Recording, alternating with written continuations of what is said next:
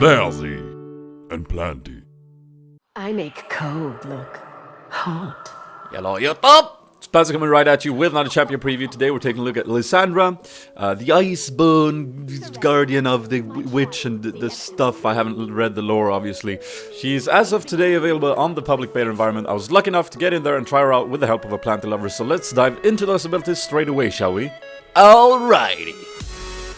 Her passive is called Iceborn, and every 18 seconds her next ability will have no mana cost. This cooldown is reduced every time you reduce someone's movement speed with an ability. And the abilities that include is the Q, the W, and the R. We'll get into those in a second. Pretty straightforward. She glows a bit on her head when it's active, and you can also see the buff icon at the bottom of the screen, as always.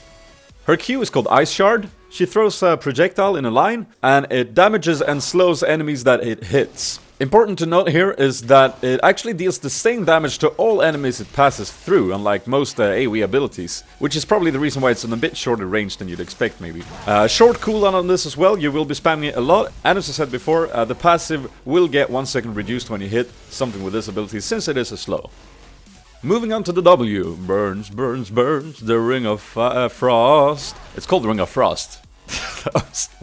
That was just stupid. Very simple ability. You press it and enemies near you will take damage and get rooted. This fits nicely into your combo as we get into the E, which is called Glacial Path. Or should I say Path?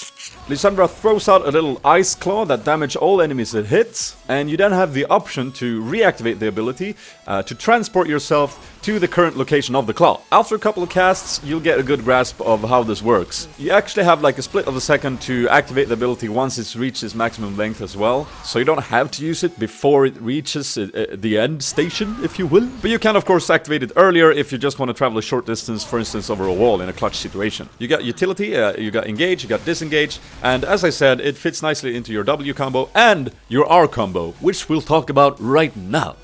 It's called Frozen Tomb, and it's a targetable ability that surrounds the target with dark ice. This deals magic damage and slows enemies for 3 seconds. Now the gimmick of this ability is that you can cast it on yourself or an enemy champion.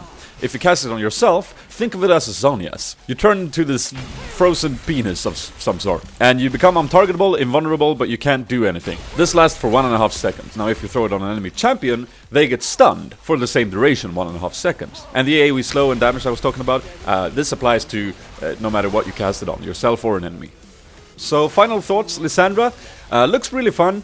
I really like the ultimate. I feel like a lot of the decision making about her is going to be how you use the ultimate, whether you use it to bait the enemies into your team using the Zonia's gimmick, or if you use it aggressively to lock down an AD carry. I do see some potential of her being used in jungle due to the fact that her kit makes it possible for her to do very potent ganks early on. Plus her Q could be pretty good for jungling since it's on a quite low cooldown. Time will tell, time will tell. I would probably throw her down mid though when she goes live, because that's where I'm most comfortable, and I do see her as very potent there. If you max Q and then put a couple of points in E, you got a very scary wave clear that can be really potent. And of course, it'll be easy to pull off successful ganks with Lissandra in the mid lane because of all that sort of almost secure CC that the EW combo sets her up for.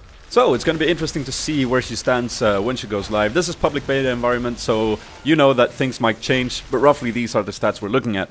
So yeah, that's Lissandra.